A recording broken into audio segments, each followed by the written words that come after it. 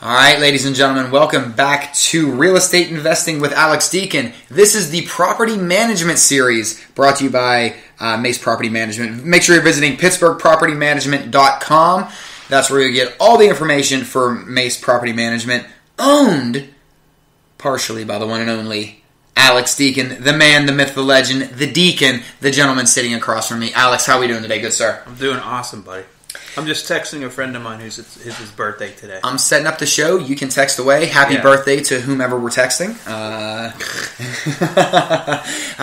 Kid I went to high school with, you know how it is. We get together once a year, and it is what it should be. Well, we didn't get together for a long time. I mean, all my friends from high school, and then we just started to kind of get together. But it was a school reunion. It was when I was 45, so it was our 20th, right? Wait, what would that be? That'd be because I'm on my 20th this year, and I'm 38.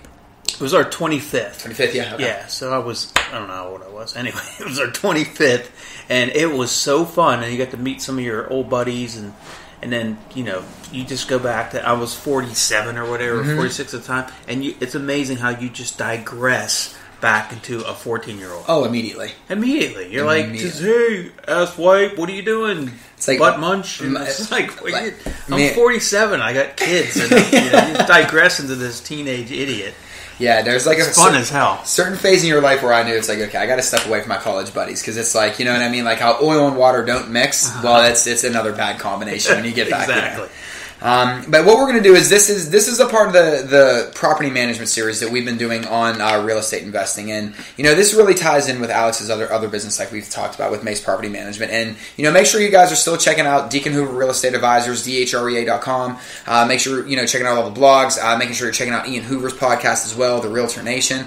But what we really wanted to hammer home with this this exclusive series that the Deacon is bringing you is just different tips and tricks when you are a property manager. So, Alex, today I think what a good thing to kind of bridge over into, a good topic to bridge over into, is something that we kind of hinted upon, we touched upon in the last couple episodes, but we didn't go full bore into it. I think now's the time. Why don't we talk about repairs in contractors? It's a great topic, and these are when we do this series, it's typically spawned from questions I get asked all the time. Mm-hmm. So the one of the questions that comes across my desk, my email, or on the phone is, how do we handle our repair calls? I got a good one for you. Yeah, Alex, how do you handle your repair calls? Well, here's how we handle it. So we represent a lot of different clients, and even if it's my own property, because I don't manage my own properties, I have a property manager who I happen to own the company. So I'm still treated like an owner of a client. Mm-hmm. And to be honest with you, I get the worst service. I own the company, and I get the worst service. Like, I don't get a phone call when there's a repair. They just go ahead and do it. Right. And whatever, it's just Alex's money. Let's not get it approved. But that's just the way it is, right?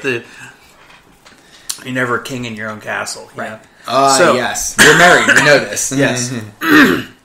I heard it put another way one time: is you're never a hero in your own backyard. So your kids are like, yeah, Dad, you don't know what you're talking about. So same with my employees. I let them walk all over me, but they're good. I'm lucky I have a great staff and everything. So how we handle a repair call for an average client, not me, is if the tenant calls in, and we'll break it down into like a non-emergency call to an emergency call to something hybrid in between. And then I guess a fourth category would be rehabbing the property, making it rent ready again.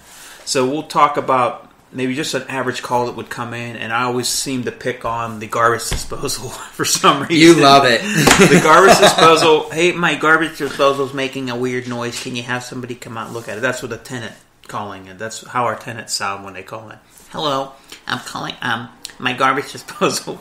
Some people are like, it's an emergency, you got to get out of here. First of all, right then and there, we can tell them if it's an emergency or not. Mm-hmm. Okay. If it's a garbage disposal, 99.9% of the time it's not an emergency unless their kid stuck their hand on it or something. That's a different Then kind it's of like, emergency. call the police and call an ambulance. Please do something other than calling your property manager. So what we do is that call comes in, that call gets dispatched to the property manager who's handling that account. Then that property manager talks to the tenant, say, what's the problem? Hey, our garbage disposal is broken. Is it leaking? No, it's not leaking. It's just, it doesn't work. It's completely, it's clogging up the drain now because it's got stuff in it and everything. So, okay, well, we'll send someone out. Someone will be calling you in the next 24 hours. We'll send someone out and take a look at it. We send someone out there. Typically, are we going to call the owner for a garbage disposal? I don't know if it's kind of pointless, because if it's the disposal and it's bad, it needs replaced. A disposal is like $100 just to buy it. It's probably another $100 to dispatch somebody, send them out there. They diagnose that it can't be fixed. They have to go to Home Depot, get a garbage disposal, install it. Mm-hmm. We're probably just going to go ahead and handle that. If it was a repair that's, let's say it's a refrigerator, okay? Then we would, at that point, we send someone out. They say, you know what, this can't be fixed, or it's just not economically, doesn't make sense to fix it. You know, it's just a refrigerator, and it's 15 years old. You fix it, it's kind of silly. So then we can call the owner and say, hey, what do you want? Do you want a used fridge or a new fridge, right? A used fridge might be $350. A new one might be $700. I typically never buy used appliances. They just, in the long run, it's probably not worth it. You're just stepping over nickels to pick up a dime. Sometimes it doesn't make sense to do that. But in that case, we call the owner to get their approval, because we need to know what they want to do. Maybe they have an uncle that has 10 refrigerators in his garage, and the uncle will deliver the refrigerator and save that owner money. We don't care how the refrigerator gets there. We just have to be the conduit between taking care of the tenant and trying to save our owners money, making the right decision. So sometimes it's a balancing act. So we have some owners that they don't even want called. They say, look, if it's a refrigerator, if it's under $800, if it's under $1,000 repair, period, don't call me. I don't want to be bothered. And some people want called for every little repair. So it depends on the owner sometimes, if we get a hold of the owner to approve the repair or not. Okay. Once they start to trust you and they realize that you're looking out for their best interest, then a lot of times they don't want called. But I mean, to be honest with you, it's your property. You should know what's going on. We might get a call, for instance, on, hey, my sewer line's backed up. So I had this happen on one of my own properties. My sewer line's backed up. Thank God it was backing up in the garage. So it wasn't backing up in the living space or nothing. So I sent someone out there to snake it. We snaked it. It fixed it for a little bit. Happened again. Snaked it. Happened again. This is over like 3-4 months. So the tenant's getting pissed off, but I can understand. So then we sent someone out there to camera the sewer line, and they found that the roots are intrusive and it's really bad, and it's going to need repaired. So I called my sewer line insurance company, because I have a sewer line insurance policy, and it was absolutely horrible to work with. It took them like a month to finally decide, yeah, we're going to pay for something. Meantime, my tenant had literally shit backing up in his garage and was not happy. This is a 2,200 square foot, $300,000 home, a $250,000 home. Wow. He wasn't happy, and I understand that. But I didn't want to pay for a $10,000 sewer line if I didn't have to. But right. This insurance company's dragging their feet, so that's a whole nother story, is should I buy a home warranty and all that crap? On rental property, maybe. Mm-hmm. But that's another discussion. So, to get back to this question, or this scenario, I got the sewer line fixed, and of course, my luck, the sewer line went on my property, which is fine, and then it went on to the neighbor's property. And the part that was bad was on the neighbor's property. So wouldn't you know it, the warranty doesn't cover anything that's not on our property. So I'm like, oh, that's really nice. Okay. So I had to end up paying, I think it paid for about $2,000 of it. But once they repaired the part on my property, then they could get the camera further down the sewer line, and they found out that the sewer was backed up even further, but that was not on my property. So therefore, I had to pay for that out of my pocket. Right. I had to get approval from the owner next door to go on their property, and all that. Wow. So now, did the guy next door just for I guess my own personal thing? Did they have to pay anything? Did their insurance? No. So no, they don't have to pay anything. It's my sewer line. You just happen to. You don't know where they go. I mean, I've even heard stories where sewer lines literally, especially in old neighborhoods mainly, they'll go right underneath someone's house. Jeez. Like in new subdivisions and stuff like that, they don't allow that kind of stuff. Correct. Right. But back in the day, they would just wherever you could fit them. Yeah. So on a repair like that, that gets really complicated.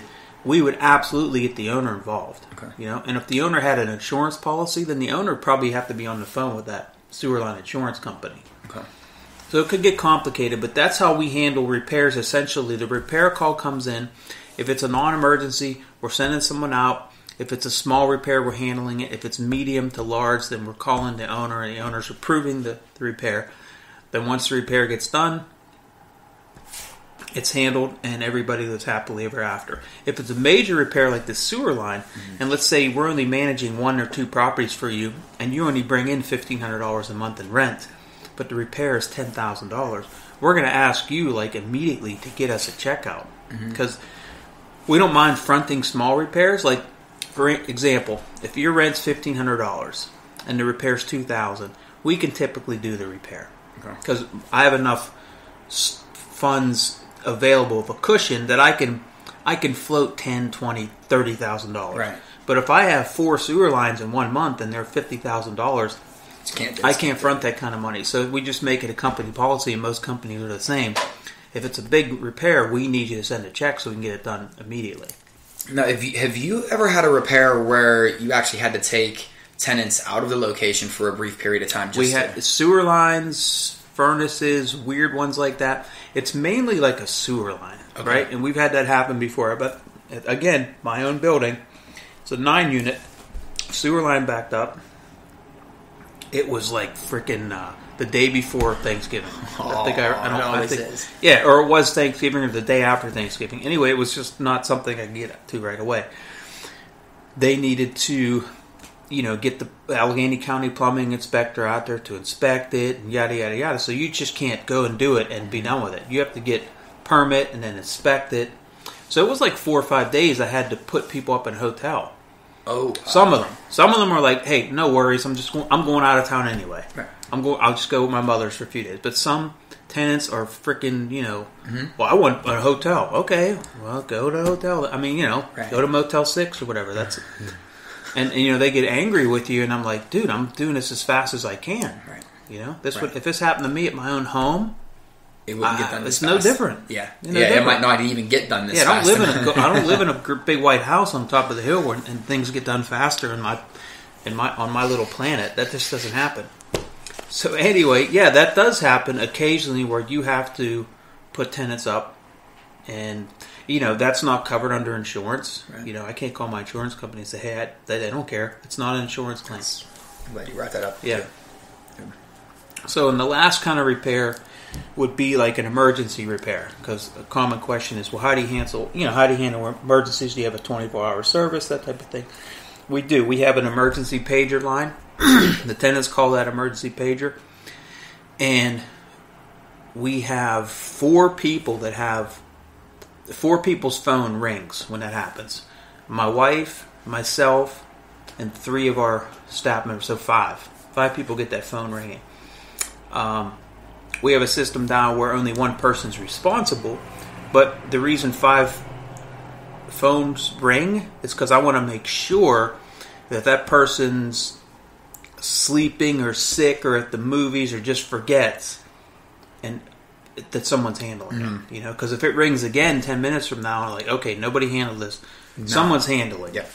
So if it's a true emergency, then we're just dispatching whoever we need to. Right. If it's the National Guard, or if it's the fire department, if it's a plumber. And emergencies are typically, unless it's a fire or something just crazy, unsafe, and horrific, they just call the authorities or whatever. But if it's typically plumbing and heating, and heating's probably a big one. And plumbing is usually like, hey, if it's leaking, we're going to try to walk you, like our ceiling's leaking. Mm-hmm. Okay, do you live in a single family home or duplex? We live in a duplex. Okay, can you do me a favor? Call the tenant upstairs, or we will. Just go knock on the door and say, hey, something's leaking up there. Can you check? And there's shut-off valves under sinks and this and that. We try to walk them through it because say, well, go ahead and shut the water off. We'll get some out in the morning. If they say, oh, the tenant's not home. Okay, then do me a favor. Can you go into the basement and shut the water off at the meter? Well, I don't know what a meter is. I mean, sometimes you'll get those. And then you have to walk them literally down to the basement. And there's a thing, and follow the water line, shut the water off. And we'll get some out in the morning. And some tenants don't even want to hear that. Oh, well, I don't pay rent till I have to shut the water off. I'm like, okay, well, then your stuff's going to get destroyed. And I hope you have renter's insurance, because if you don't, it's clearly in our lease that if you don't, it's too bad. Yep. Okay? So it's for your own it's for your own benefit to shut the damn water off or help us. If they try and maybe the valve is stuck, then we're sending some out there as quickly as we can. We pick up the phone and call our plumber. If he can go at 3 in the morning, he will. He'll shut the water off. He'll fix the valve. He'll fix the leak, and everybody's happy. But on those cases, we don't get approvals from owners because we don't have time to wait. Now, what in situations like, say, and this is random, we'll do like quick wordplay, see like what categories he falls into. Like we've had a lot of storms recently, thunderstorms. And we kind of not laughed in a comical way, but like we've had landslides lately. You know, obviously that would be an emergency type situation. Literally, if somebody says my house is falling off the hill, you need to get out. We're going to tell them, please exit the house as quickly as possible, and. What could I possibly say? Right. Now, something like this. Say like we've had fires. We've had like, deaths. People die overdose or they just have a heart attack. Like thunderstorms, a tree falls onto a house but might only like shatter a window and puncture the roof. You know what I mean? Is that how would you do? I guess every situation is different. Immediately, that's a good one. So if we had a roof fall on somebody's property, okay. And it's raining out and it's thunderstorming and all of a sudden they have water leaking into their house.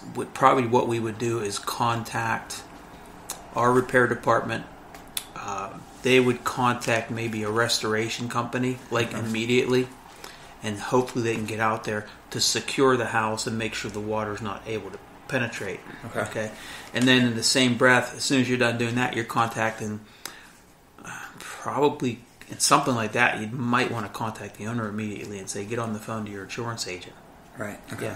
Yeah, I figured I'd pick out something. Yeah, we've never had one like that where couldn't wait. I mean, we've had fires and things like that, but on a fire, I usually get the call after the fact. Hey, your house is. I've had a couple fires in places I own. Wow. Yeah. Wow. It's a scary. The first one, I was like just scared out of my mind. I'm like, oh my god, what could have possibly happened? And then.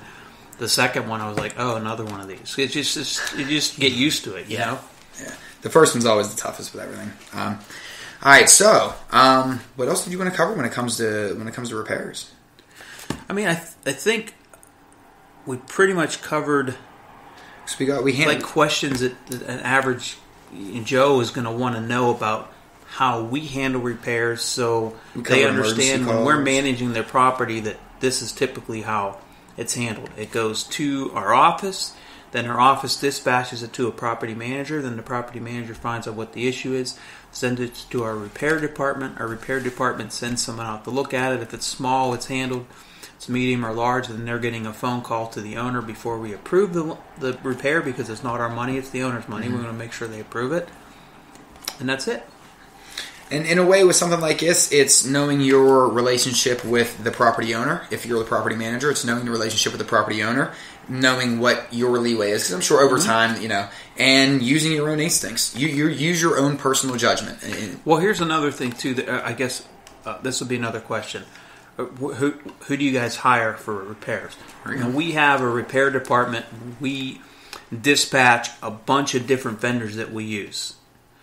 And if you're not happy with their prices, then you can use your own folks. I don't care who we call. If you have an electrician or if you have a plumber or a heating guy that you like, as long as that company is insured, reliable, and they do a good job and they're professional and good with the tenants, I don't care who we use. Mm-hmm. We can make a profit on our repairs because we use a certain core of people, and we get a discount, and we make money and generate income by doing that. Right. But if my owners do not want to use our repair people or they don't like the prices, I don't force anybody to use our folks, so they can use whoever they want. They just have to be reliable, and we can't pay them under the table. They have to be able to fill out a W-9 so we can send them a 1099 at the end of the year. Gotcha. Okay. Gotcha. Nice tip. That's it. Well, good friend. Host, yes, sir. Host with the most. Hostess with the mostest. You know, ladies and gentlemen, we hope you enjoyed this installment of the property management series of Alex Deacon's real estate investing, or real estate investing with Alex Deacon. Fumbled the own title there, Alex. I apologize, good sir. You fumbled all right. I fumble all the time. Kind of like Tom Brady in the Tuck Rule. Yeah. So, with that being said, listen, guys, make sure you're checking out all of Alex's great work on, go to alexdeacon.com, go to dhrea.com. Make sure you are visiting pittsburghpropertymanagement.com. That is where you're going to find MACE Property Management. You'll find a lot of great information there. Follow us on Twitter, Facebook, all the social media outlets. Look for all of Alex Deacon's podcasts. Search Alex Deacon or Deacon Hoover Real Estate on Apple Music, on Google Play, any of your favorite podcasting sites. Please check it out there. We're also on YouTube. For Alex, for all the great people here at Deacon Hoover Real Estate, we thank you, and we will see you next time.